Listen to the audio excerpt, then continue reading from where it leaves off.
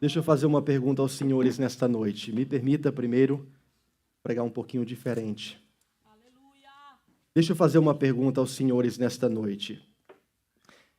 Estou vendo que as crianças estão lá atrás. Quem aqui, com sinal de mãos, tá? Não fica com vergonha, não.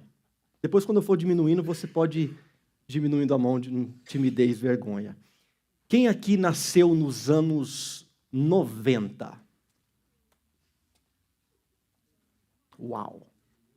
Vamos lá, mais alto, mais alto. 90 até 1999. Está ali. 99. Quem aqui nasceu durante o período dos anos 80? 1980 a... Geda, abaixa a mão. 1980 a 1989. Quem aqui? Quem aqui nasceu de 70 a 79? Eu sei que tem um irmão Carlinho que nasceu em 68, eu já perguntei para ele. Quem aqui nasceu nos anos 60?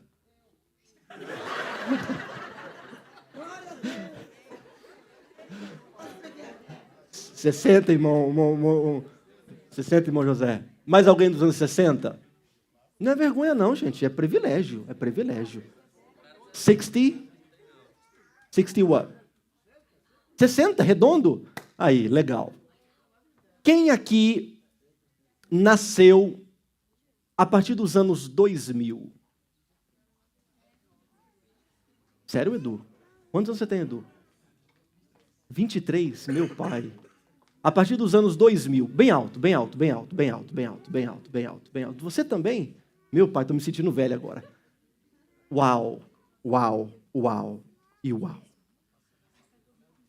Eu só fiz essas perguntas para chamar a tua atenção para algo muito importante que eu quero tratar com vocês na noite de hoje.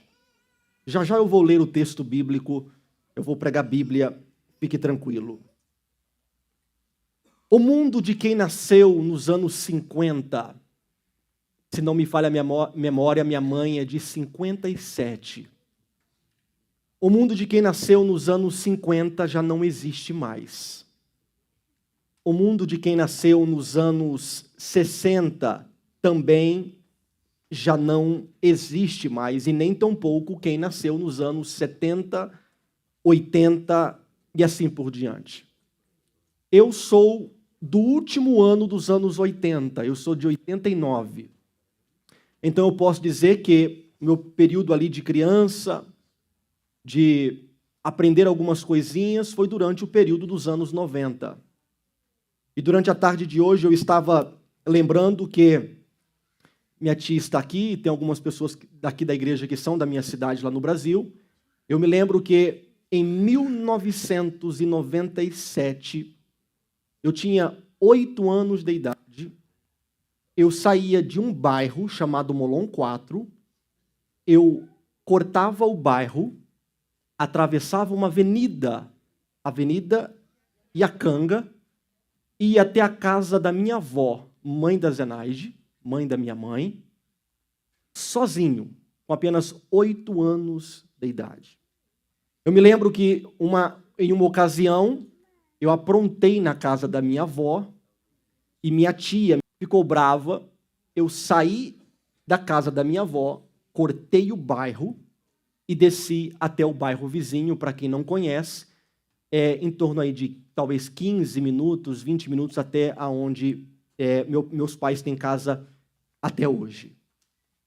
Se eu mandar o Caleb sair da minha casa hoje, aqui em Bridgeporto, e ir até a casa dos meus pais, a Joyce vai já dar um no way, não pode ir.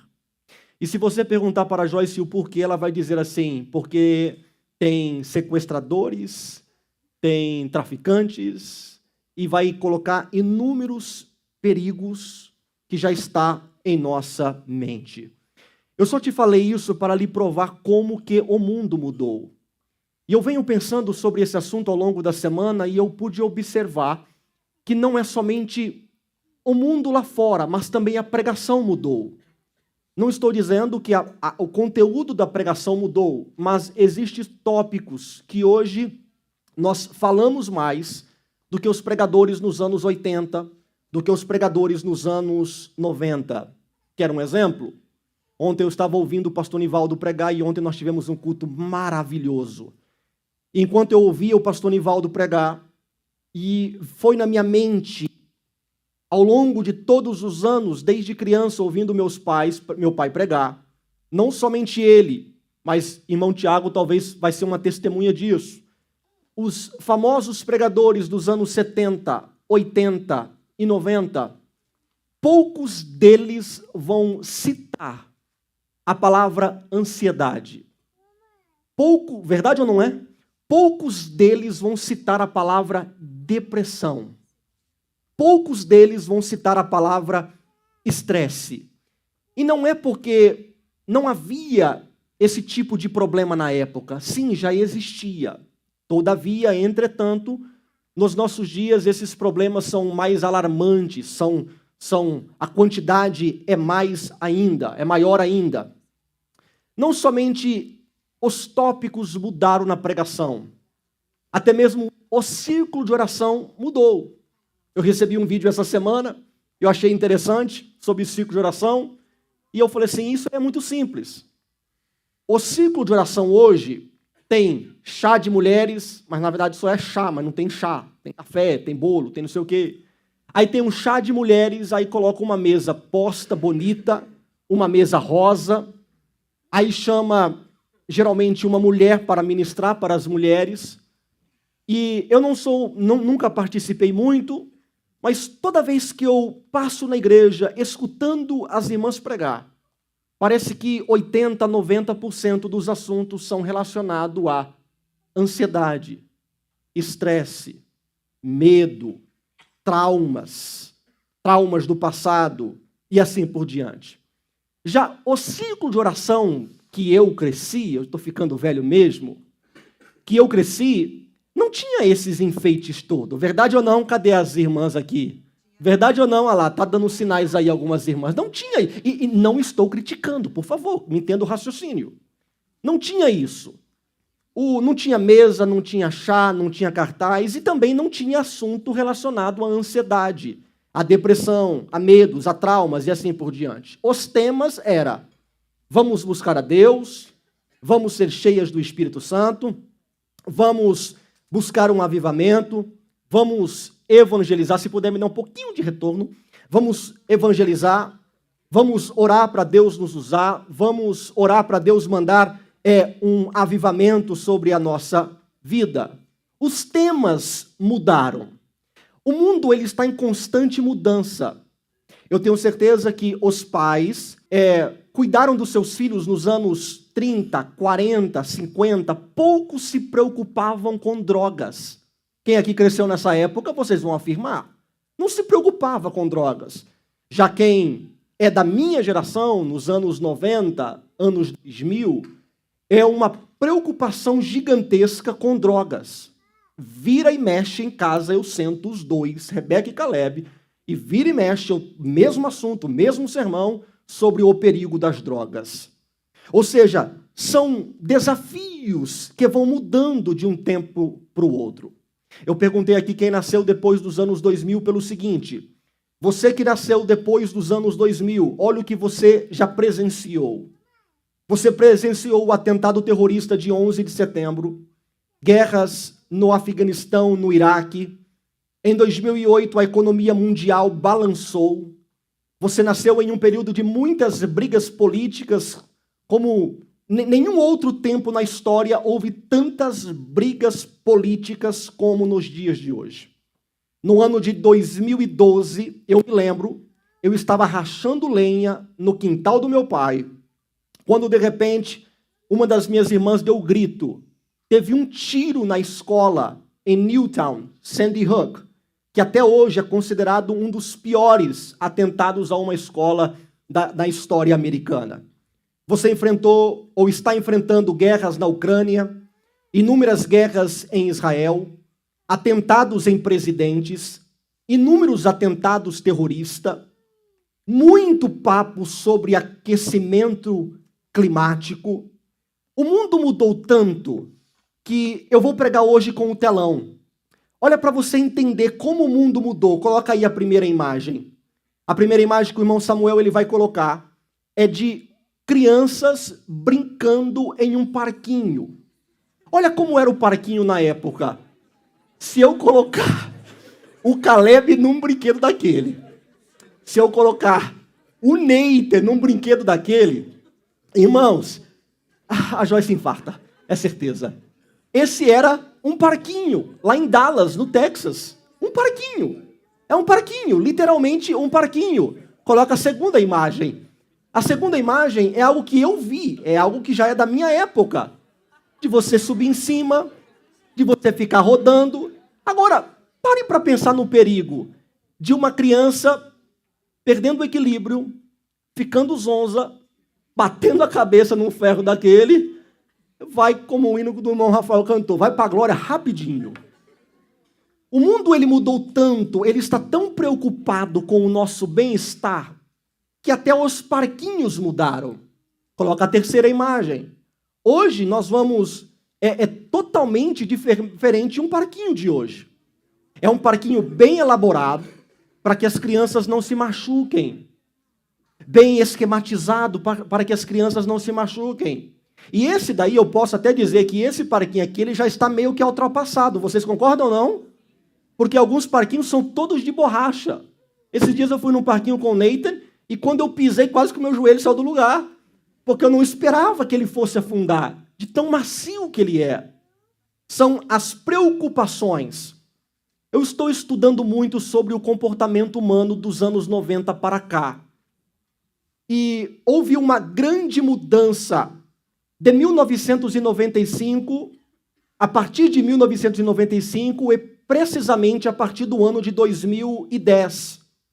Agora, para mim, a grande mudança que existiu na humanidade não é a mudança relacionada a parquinho, a círculo de oração, a ter enfeite na mesa ou não, por isso que eu falei, não estou criticando.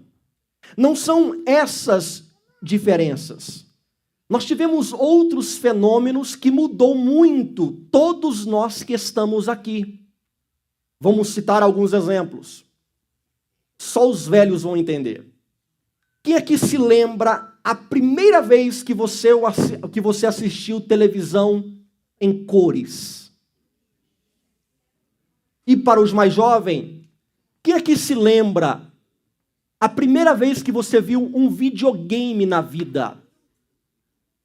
Quem aqui se lembra do primeiro computador que você comprou? Eu me lembro. Eu me lembro do primeiro computador que entrou na minha casa, que foi o do filho da irmã Zenaide, do Felipe, meu primo. A Zenaide morava com a gente. O mundo ele mudou drasticamente de 1995 para cá.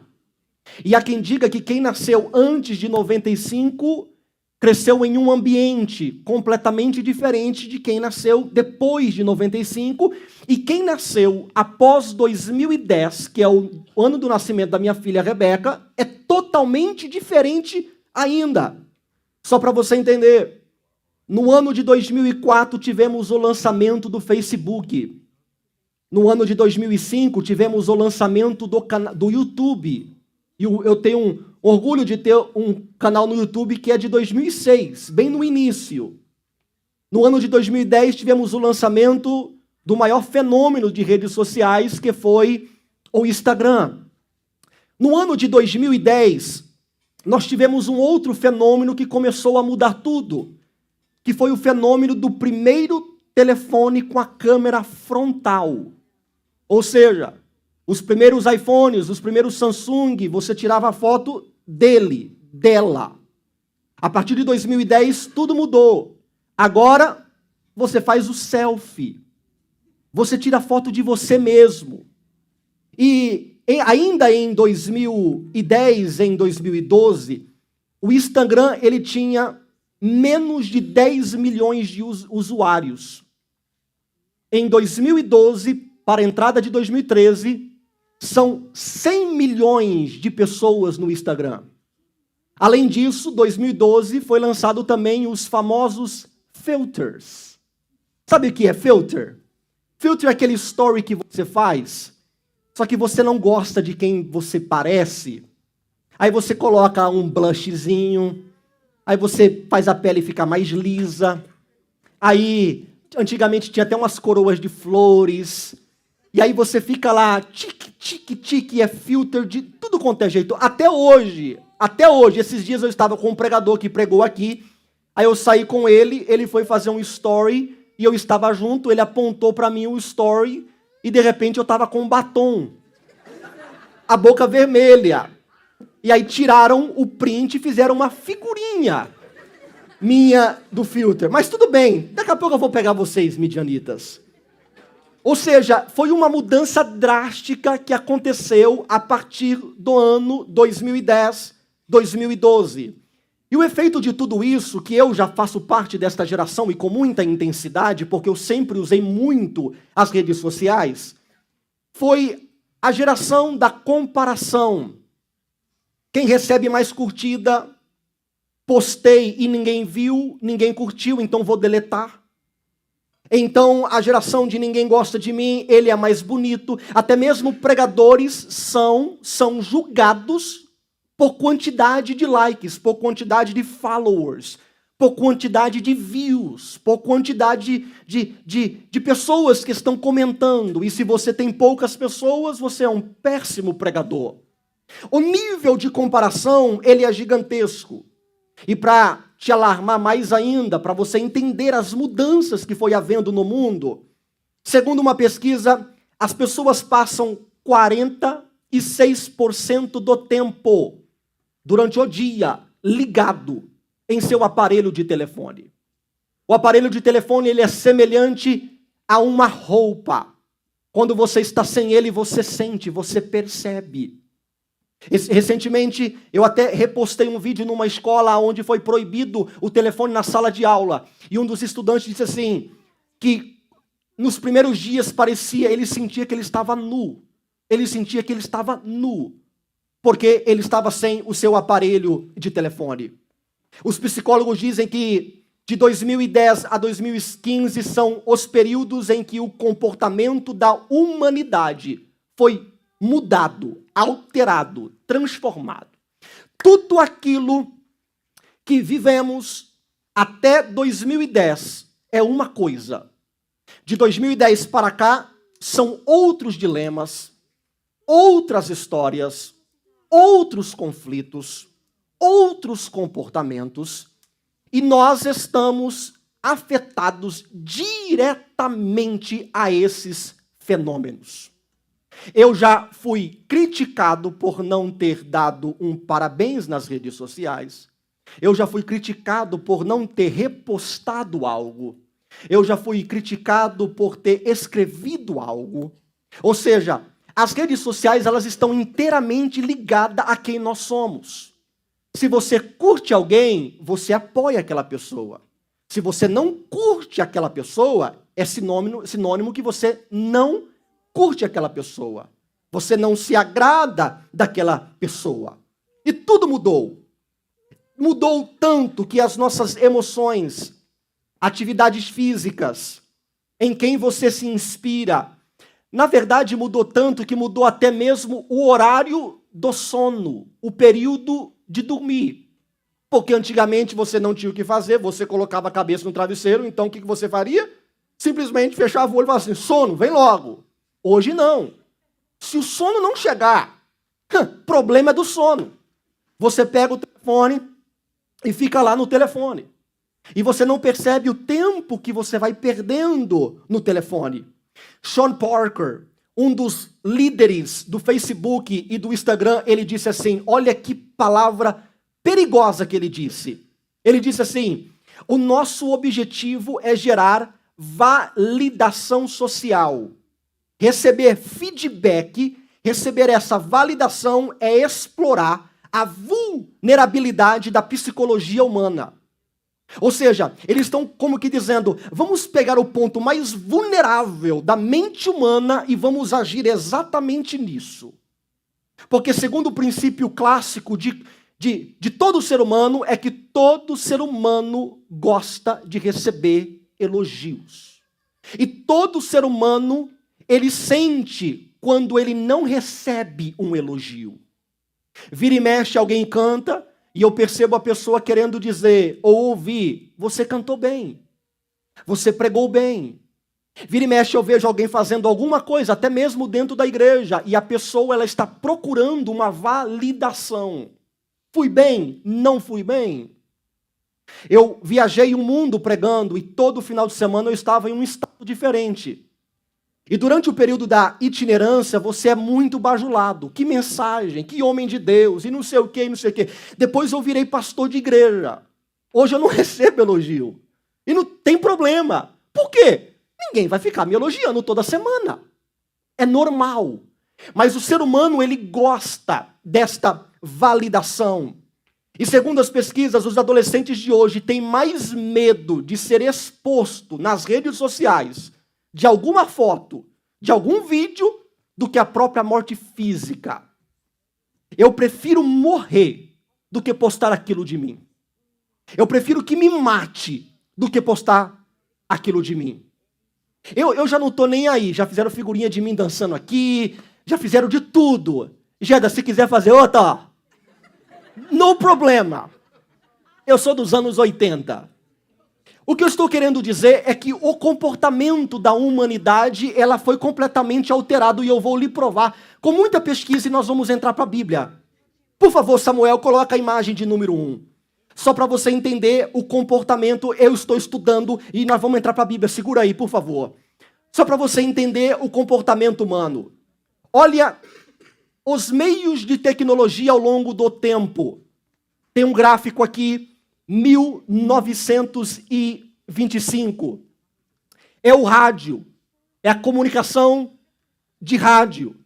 Depois nós temos nos anos 70, são gráficos americanos, tá? Nos anos, saindo dos anos 60, televisão a cor. Aí nós temos fim dos anos 80, início dos anos 90, a internet, computador e internet. Só que nós não estávamos preparados para algo muito rápido, muito dinâmico, que são as redes sociais e o smartphone. A partir dos anos 2010, é uma crescente muito rápido. E nós não estávamos preparados para lidar com um fenômeno tão cruel como este, aonde o mundo está nas suas mãos. O mundo está nas suas mãos. Aqui eu consigo ver a história de Napoleão Bonaparte.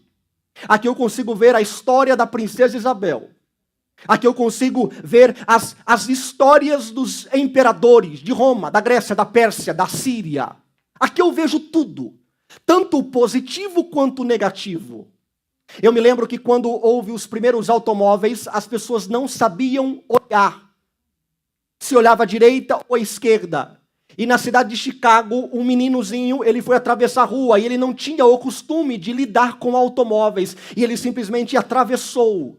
E quando ele atravessou, veio um carro em alta velocidade e bateu naquele jovem, matou aquele jovem, se tornou uma notícia nacional. Foi quando eles chegaram à conclusão que seria necessário os primeiros semáforos, os primeiros stop sign, porque a sociedade não estava sabendo lidar com automóveis.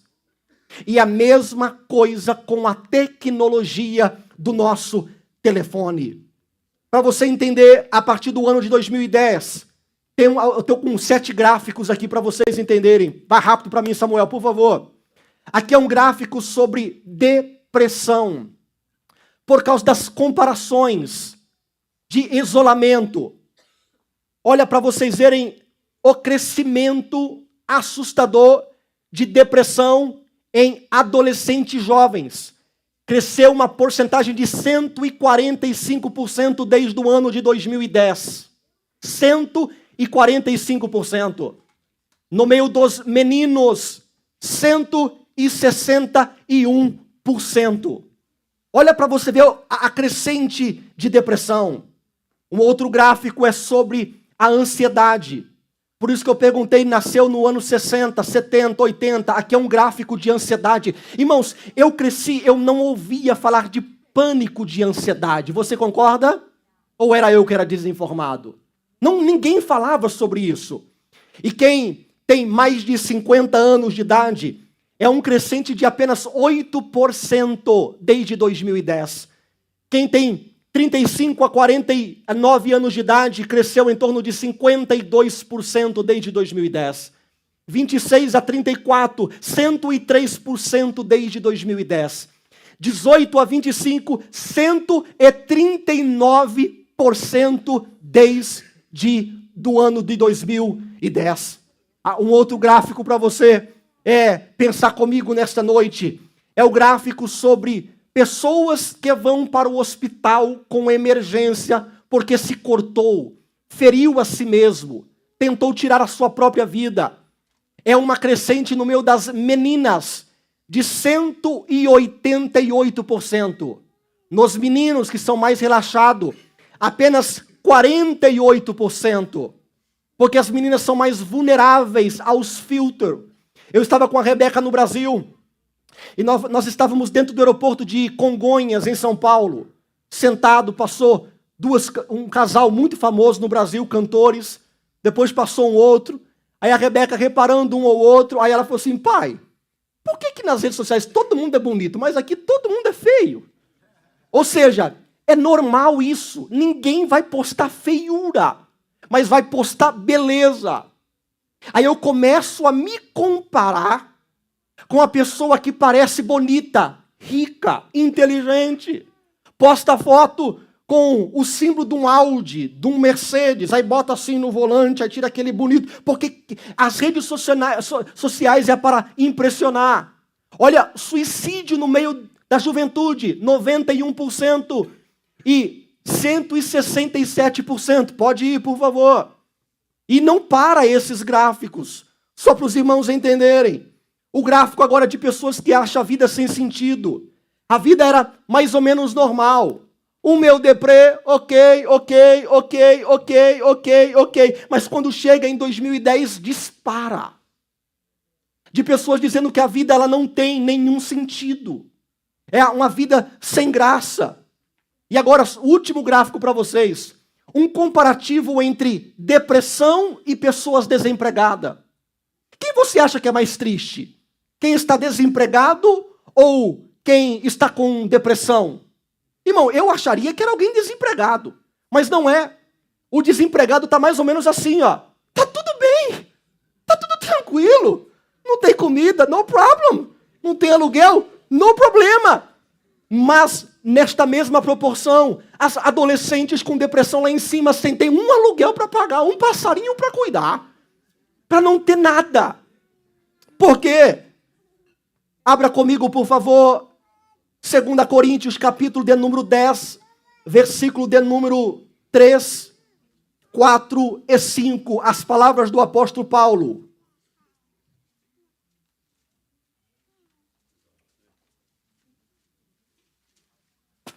Paulo escrevendo, Paulo disse assim, porque, embora andamos na carne, não lutamos segundo a carne, porque as armas da nossa milícia não são carnais, mas poderosas em Deus, para destruir as fortalezas. Destruímos raciocínios falaciosos e toda arrogância que se levanta contra o conhecimento de Deus, e levamos cativo todo pensamento à obediência de Cristo. Thank you, irmã Camila. Merecia um glória esse versículo mesmo. Vou repetir para você entender. Pega toda arrogância, ignorância, pega todo esse pensamento e leva ao conhecimento de Deus. Para destruir as fortalezas, destruir raciocínios falaciosos. Aleluia. Levamos cativo todo pensamento à obediência de Cristo. Escute, não importa se você nasceu nos anos 60, 70, 80, 2000, 2010. Ou vai assistir esse vídeo que nasceu em 2030, que nem cheguei lá ainda. Não tem problema. Nós temos que entender que as armas da igreja não são carnais. As armas carnais, elas são fracas. Elas são frágeis. Agora, as armas que Deus deu à igreja são armas que detêm o poder de Deus. São armas que têm o poder absoluto de Deus. São armas que têm o conhecimento de Deus. E o objetivo, disse Paulo, é destruir as fortalezas, ou seja, é destruir tudo que se opõe à vontade de Deus. Então, só para abrir um leque aqui para você, Jesus disse assim: se a tua mão direita te escandalizar, corta ela, joga ela para fora, porque é melhor você entrar no céu sem um dos braços do que ter os dois braços e ir para o inferno. Eu não estou pedindo para você pegar um motosserra emprestado de alguém e cortar o teu braço, mas eu estou lhe afirmando que se aquilo que você está fazendo hoje está destruindo o conhecimento, o poder de Deus em sua vida, você pega ele, coloca no chão e dá uma macetada em cima e não compre outro, porque é melhor você ir para o céu sem isso daqui do que ir para o inferno com o iPhone 20, 19 ou 18 ou whatever. O objetivo é pegar todo pensamento desobediente e pegar ele e levar ele à obediência de Jesus Cristo. Ei, tudo aquilo que está lhe incomodando, fala assim para esse pensamento hoje: eu vou pegar isso daí, eu vou levar isso até Jesus Cristo, e Jesus Cristo vai dar solução a esse tipo de pensamento. Diga isso mesmo. Paulo, ele ainda fala assim, Efésios capítulo 6, versículo 11. Revesti-vos de toda a armadura de Deus, para que possais estar firmes contra as astutas ciladas do diabo. A palavra astuta significa metódia, que nada mais é que esquemas, estratégias.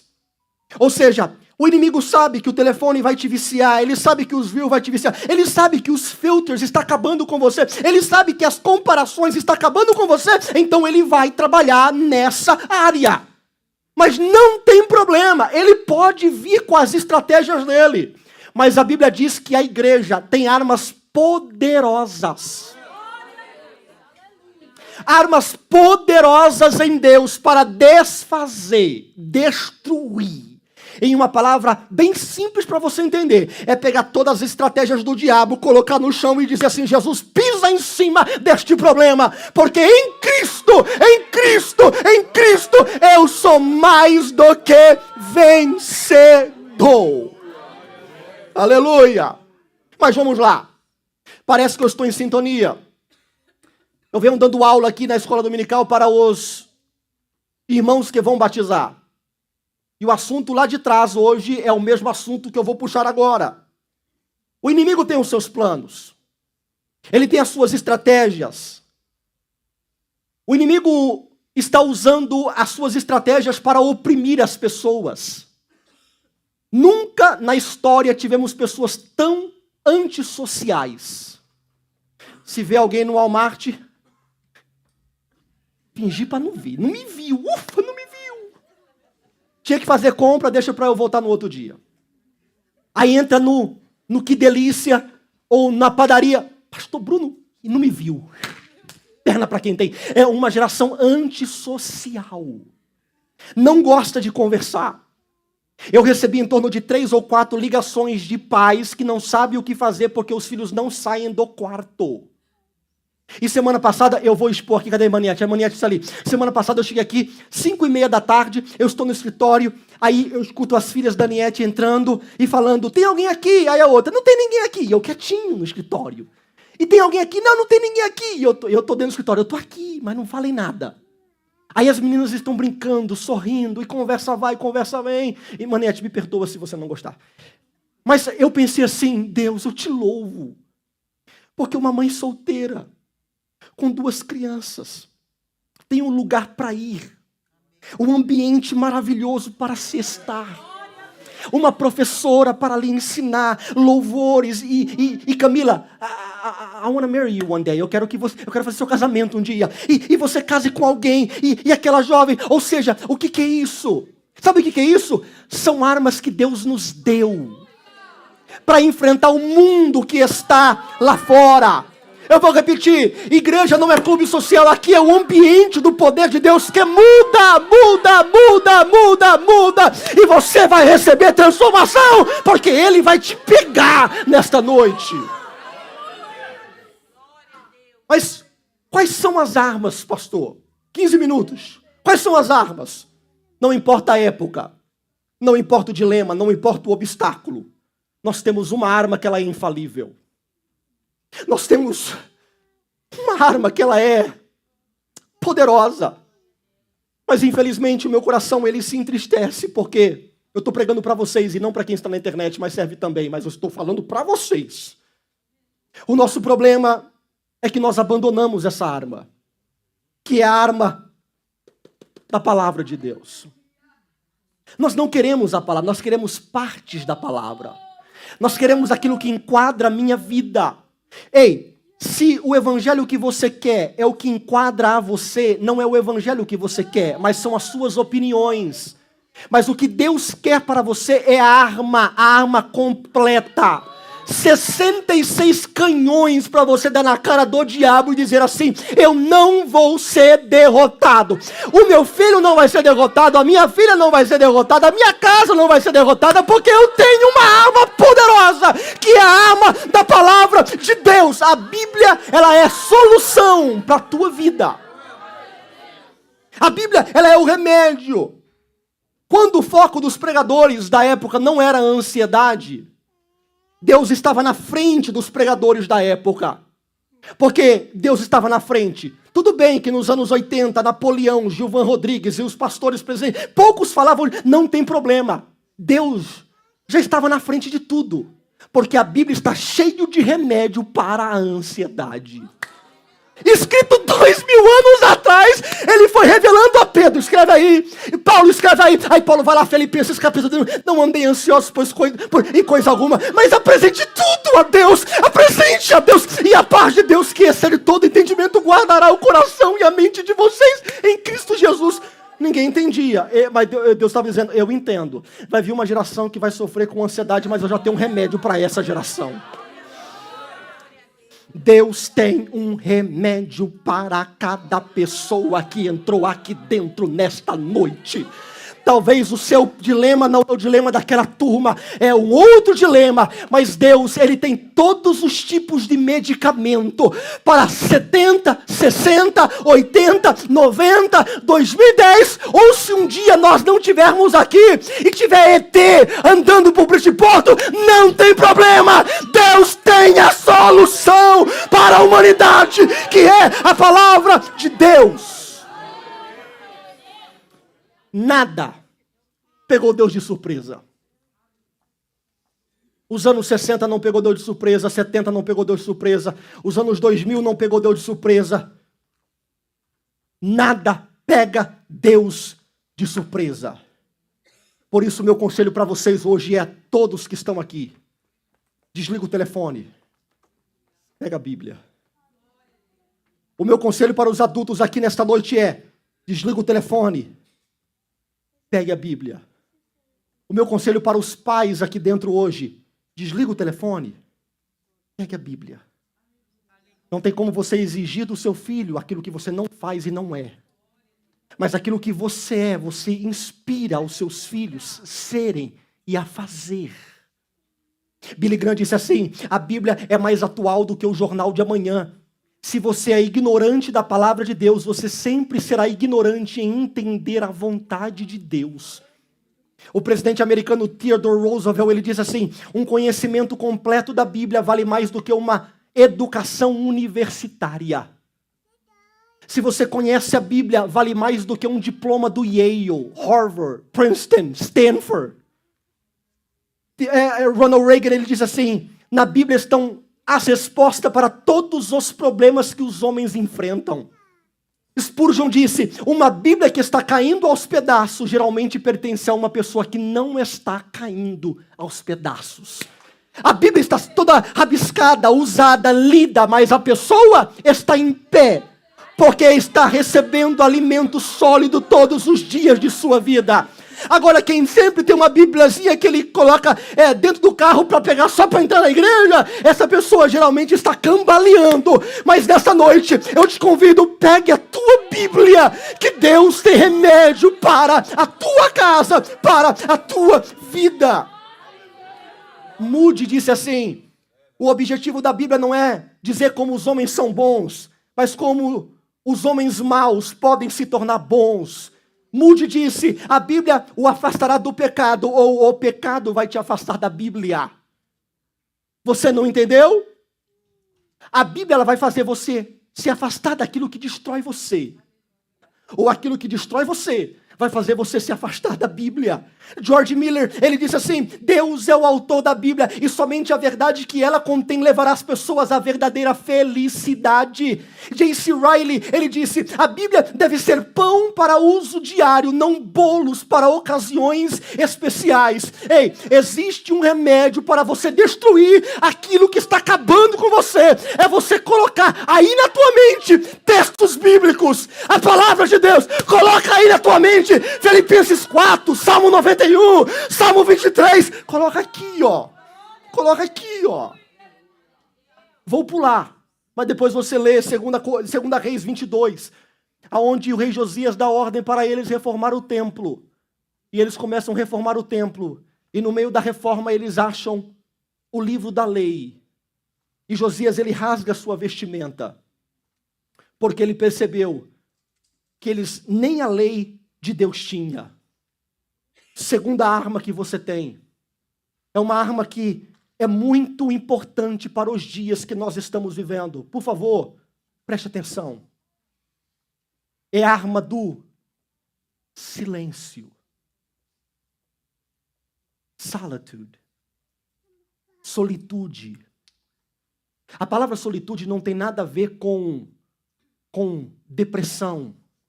A palavra solitude significa assim, ó, estado da pessoa que está sozinha, condição de quem se isola propositalmente ou está em um momento de reflexão. A etimologia, a origem da palavra solitude, a palavra solitude deriva do latim, que significa solitudonis, com o mesmo sentido de solidão. Estas palavras podem ser popularmente usadas à oposição à solidão, para indicar que você estar sozinho não implica obrigatoriamente você estar em sofrimento. Mas você quer. Porque você acorda do dia. Aí quando você acorda durante o dia, você já... o grupo tal tá todo vapor, acordou animado. Aí o outro grupo, aí o da família, ninguém fala nada, aí você posta, aí alguém tal. Aí você vai ver o jornal, aí você vai trabalhar, aí é problemas no trabalho, aí você está pensando no seu filho, aí é naquela conta, o dinheiro não vai dar, aí não sei o quê, e tem que fazer a janta, e tem que agradar o marido, filhos, é esposa, é conta, é sonhos, é política, quem ganhou o Trump, como está ganhando, quem não sei o quê, que virou, quem que é o agente agora de imigração, é esporte, meu time ganhou, meu time perdeu, aquele time tá uma porcaria, é agradar os outros, escreveu no grupo, eu não disse nada, vão se ofender porque eu não disse nada, aí são investimento que você comprou e não consegue pagar, agora tem que arrumar um segundo trabalho, opiniões, rejeição, é o filtro que não te deixou tão bonita na noite anterior e você foi dormir depressiva, aí você tem que voltar lá e apagar tudo, ou seja, um monte de coisa durante o seu dia, infernizando você, e você não percebe que você está sem paz. Aí Jesus, o que ele nos ensina a fazer? Eu fui fundo hoje. E eu encontrei 23 versículos que Jesus... 23, eu vou ler só alguns. Lucas 15, 16. Jesus se retirava para lugares solitários. Marcos 1, 35. E levantando-se de manhã, muito cedo, fazendo ainda escuro, saiu e foi para um lugar deserto. E ali ele orava. Marcos 7, 24, e levantando-se dali, foi para os termos de Tiro de Sidom, entrando numa casa, ele disse, não quero que ninguém saiba que eu estou aqui, porque eu quero ficar sozinho. Jesus disse, eu quero ficar sozinho. Eu preciso ficar sozinho.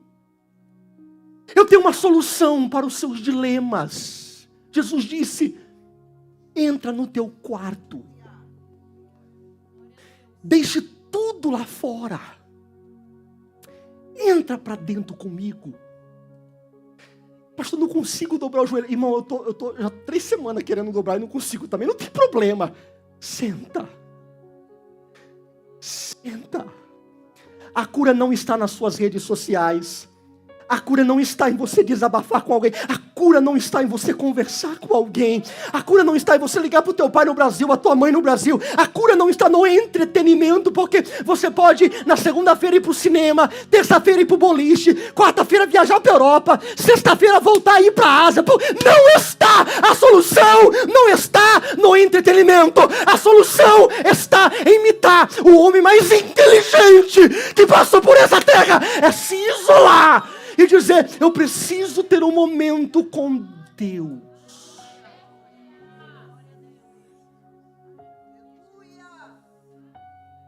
Eu preciso ter um relacionamento com Deus.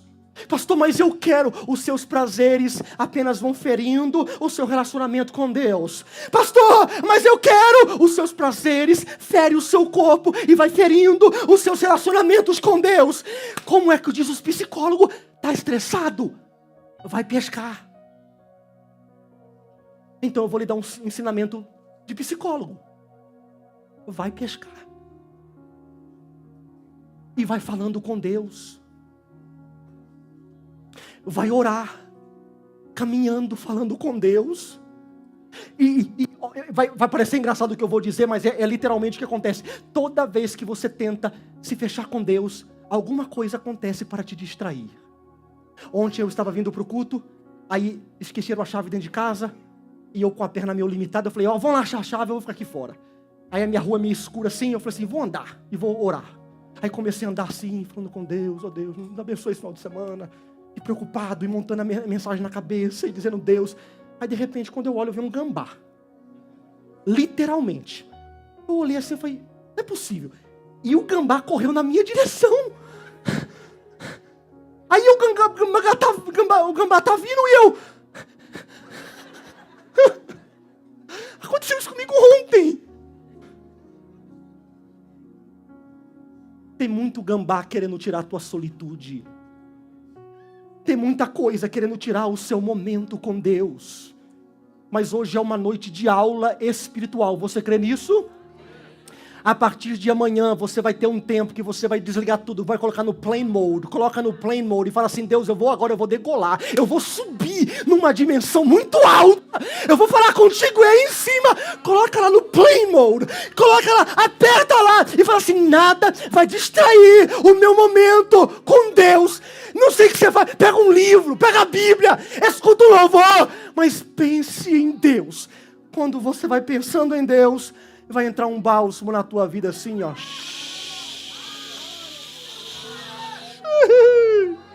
Ó.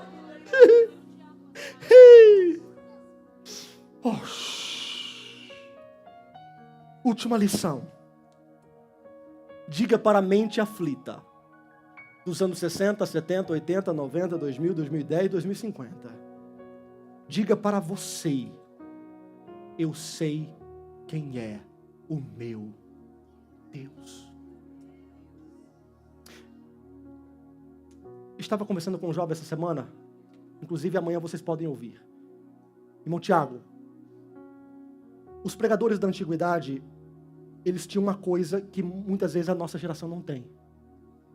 A gente pode pegar aqui aqueles, né, irmã Sueli, pastor Antônio Munhoz, alguns velhão, eles tinham convicção.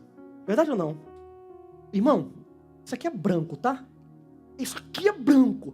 Convicção. Hoje a minha geração, então, não sei o quê. Pode ser branco para mim, pode ser cinza para você, dependendo do ângulo que você olha, e não sei o quê. Não tem convicção. O diabo quer tirar a convicção daqui de você. Mas hoje você vai dizer para você, para o Satanás, para quem quiser. E você vai dizer: eu sei quem é o meu Deus.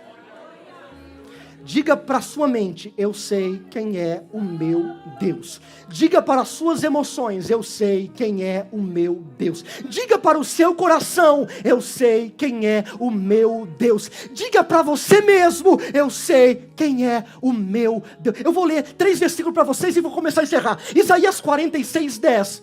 Desde o princípio anuncio o que há de acontecer, e desde a antiguidade revelo as coisas que ainda não sucederam. Eu digo: o meu conselho permanecerá em pé, farei toda a minha vontade. Eu disse e farei cumprir, fiz o plano e vou executar. Esse é o meu Deus. Salmo 90. Senhor, tu tens sido refúgio de geração em geração. Nos anos 60, o dilema talvez era ter uma pasta de dente. Talvez era outro problema. Eu sou Deus de vocês. 2010 é outro. Eu sou Deus de vocês.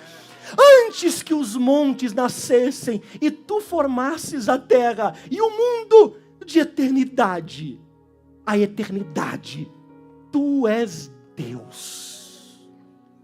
Por 1000 anos aos teus olhos são como o dia de ontem, como se foi na vigília da noite. Números 23:19. Deus não é homem para que minta, nem filho do homem para que mude de ideia. Será que tendo ele prometido não o fará? Ou tendo ele falado não cumprirá? Isaías 40. Porventura não sabeis? Porventura não ouvis? Ou desde o princípio não se vos notificou? Ou não atentaste para os fundamentos da terra? Ele é o que está sentado sobre o círculo da terra, cujos moradores são para ele como gafanhotos. E é ele que estende a cortina e estende os céus, e desenrola como tenda para neles habitar. É o que reduz a nada príncipes e torna em coisas vãs os juízes da terra. Não sabe, não ouviste que o eterno Deus, o Senhor, Criador dos céus e da terra, não se cansa, nem se fadiga. É inescrutável o seu entendimento.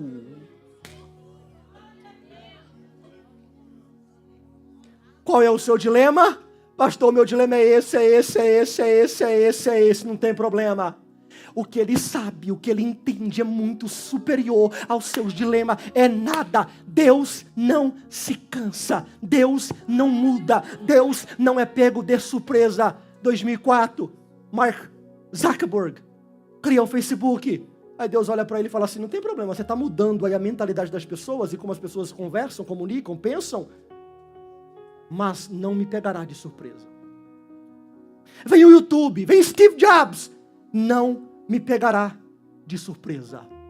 Porque antes do estresse emocional, antes do mundo virar de ponta cabeça, e não é por causa do Covid, já é antes do Covid, antes de entrar tudo de ponta cabeça, o meu Deus já tinha um refúgio para você.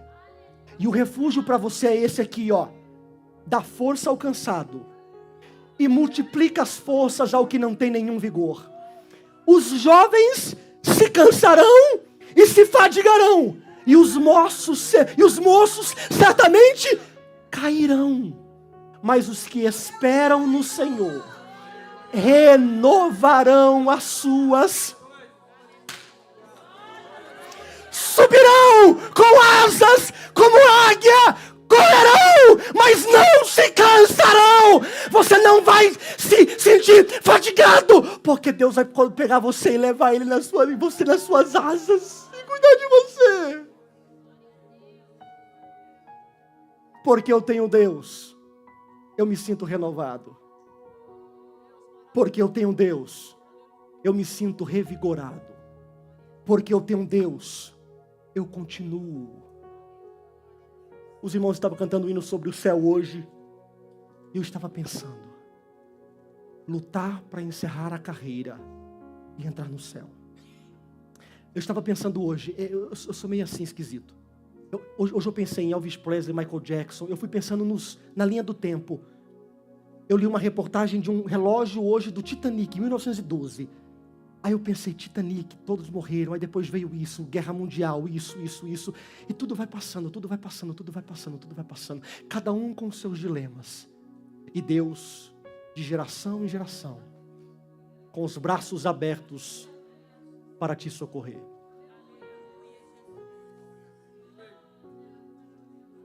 Deus está aqui para te socorrer. A modernidade pode ter tido seus efeitos, mas Deus é superior a qualquer inteligência humana. E não pegou Deus de surpresa. Ele continua hoje dizendo: eu curo todas as enfermidades da era moderna. Fica de pé comigo, por favor. Aleluia. Passei 5 minutos, passei 3 minutos. Vocês me dão mais 3 minutos? Vocês me dão? Rafa, pega o microfone aí, rapidinho, bem rápido. Vem, uma Camila, bem rápido. Fecha os teus olhos aonde você está agora. Peça ao meigo Espírito Santo de Deus na noite de hoje. Espírito Santo, eu quero sair daqui armado. Eu quero sair daqui revigorado. Eu quero sair daqui entendendo que o mundo caminha cada dia pior. Mas não tem problema, porque o meu Deus continua sendo grande, poderoso. Ei, ora por você mesmo, coloque a mão no seu peito, ou o seu filho do seu lado, ou a sua esposa do seu lado, não tem problema, mas diga assim para você mesmo: eu vou me afundar, é dentro da Bíblia, é na solitude, é na oração, para me entender que não importa o que aconteça, Deus continua sendo o meu Deus.